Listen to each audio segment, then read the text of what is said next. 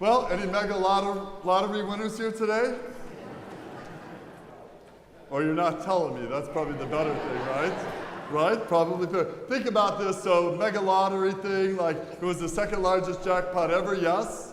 People running to get their tickets, yes? Many of you, yes? Right? You can't win if you don't play, right? And think of all the stories, all kinds of stories like, what would you do if you won? What would you do? What would you buy? What? You get the idea, yes? So there was a story told about a 9-year-old boy. And so long story short, they said, what would you do if you won all this money? And the boy said this, I would give it all to my pastor. Very wise child, yes? So he said, why would you give it to your pastor? He says, well, every Sunday on the way home with my mom and dad, my mom and dad keep saying, that poor preacher, I just want to do my part, right? But seriously, all kidding aside, think about all the stories on the news media especially. What would you do if you won? Probably all of us at one point have fantasized about that, yes? But the scriptures today remind us that all that thinking, all that dreaming is nothing more than vanity and folly and foolishness, probably better said, an absolute waste of time. Why? Because you and I are already rich. We are abundantly, richly blessed by God. To the first reading today, every single one of us, uniquely endowed by a good and gracious God. And all of us have been given an inheritance that will literally last forever. And think about how much time we spend fantasizing. If only I had this, or if I won this, or I would do that. And in all those conversations, and in all that mindless folly,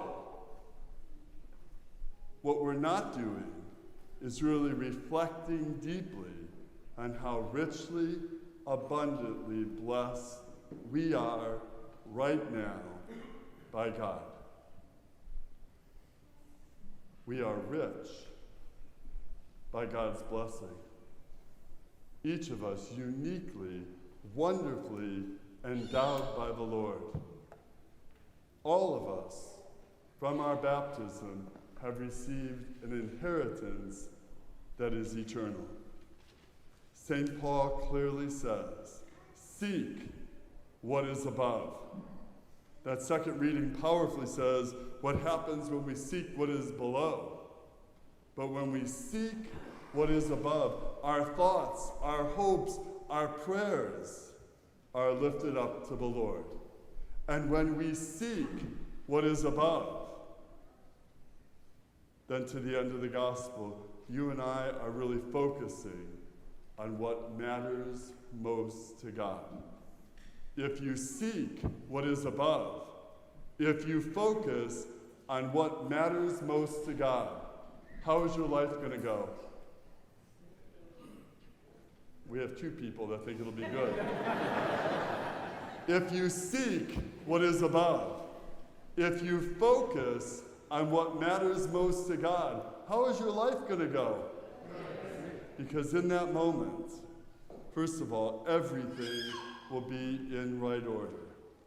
And in that same breath, God, who is so good, will care for everything else besides. Seek what is above. Focus on what matters most to God. Reflect deeply, not on what you could have, but what you have already received by a good and gracious Lord. As you walk into the week, change the conversation. Instead of all this, and it was all over the place, what would you do? What would happen? This week, really reflect on what you've already received by God. Take some time, even in your car as you go home, like, hey, honey, what would you do if we blank? No.